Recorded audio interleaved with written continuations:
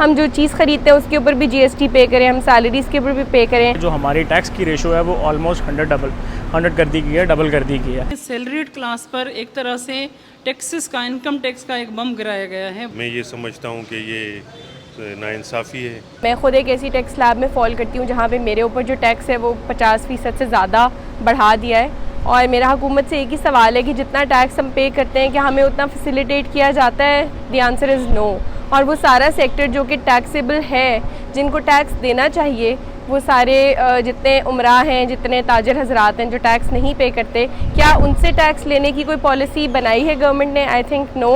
اور یہ salaried income جو پہلے ہی ایک ایسا طبقہ ہے جو کہ ہر بجٹ آنے کے بعد اپنے ایک لیول سے ایک سٹیپ نیچے چلا جاتا ہے, اس کے اوپر یہ ٹیکس دوبارہ لگاتے ہیں. حکومت جب بھی تنخواہوں میں اضافہ کرتی ہے تو اس کے ساتھ ہم لوگ تو خوش ہو جاتے ہیں کہ یہ 20% ہو گیا, 30%, لیکن اس کے ساتھ ایک یہ ہو جاتا ہے کہ سرکاری ملازمین ٹیکس سلیب کے اگلے سٹیپ میں چلے جاتے ہیں. جیسا کہ میں اپنے اس کا ذکر کروں تنخواہ کا, تو میری تقریباً 12 لاکھ سے اباو کی وہ ایئرلی سیلری بنتی ہے. تو ابھی میں اگلے سے وہ سلیب میں چلا گیا ہوں, اس سے میری ٹیکس کی جو ڈیڈکشن ہے وہ بھی زیادہ ہو جائے گی, اور جو وہ فکس ایک کٹنگ ہوگی ایئرلی وہ بھی زیادہ ہو جائے گی. تو اگر میں کل ملا کے یہ کر دوں تو یہ انکریز 5, 8 یا 10% کے برابر ہوگا. باقی جو ہے نا وہ ٹیکسز میں ڈیڈکشن ہو جاتی ہے. ہمارے سروس سیکٹر میں ورکنگ ویمن کی تعداد جو ہے وہ انکریز نہیں ہو رہی. ان خواتین کو انکریج کرنے کے لیے, ورکنگ کلاس کی خواتین کو انکریج کرنے کے لیے ٹیکس ایگزمپشن ہونا چاہیے. سپوز 25% ٹیکس لگا گیا ہے تو ان خواتین کے, تمام خواتین کو ٹیکس ریلیف یہ دینا چاہیے کہ 10% ایگزمپشن ہو اور 15% ان کو ٹیکس دیا جانا چاہیے.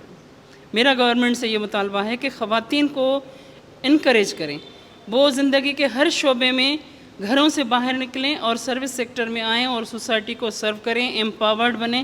اس کے لیے ضروری ہے کہ مختلف انیشیٹیوز لیے جائیں, اور ٹیکس میں ایگزمپشن ایک بہت ضروری چیز ہے. پہلے ہی جو سیلریڈ اور ورکنگ جو سیگمنٹ آف سوسائٹی ہے وہ خرچوں کے دباؤ میں ہے, اوپر سے انکم میں مزید کوئی اضافہ ہو یا خوشحالی ہو, اس کے بجائے جو ہے وہ ٹیکسز میں اضافہ کیا گیا ہے. تو میں یہ سمجھتا ہوں کہ یہ ناانصافی ہے, اور تنخواہوں میں اضافہ کیا جائے, اور جو ہے ٹیکسز کے دوسرے بھی وسائل ہو سکتے ہیں تو ان کو تلاش کیا جائے, ڈاکومنٹ کیا جائے, بجائے اس کے کہ جو سمال ارنرز ہیں, سمال انکم والے ہیں, ان کو مزید جو ہے دباؤ میں لایا جائے اور پریشرائز کیا جائے. سیلری آپ کو پتہ ہے پرائیویٹ سیکٹر کے اندر آپ کو سال میں ایک ہی بار انکریمنٹ دیا جاتا ہے, جس کی پرسنٹیج 25 to 15% ہوتی ہے, وہ بھی اگر ٹاپ سلاٹ پہ جائیں تو.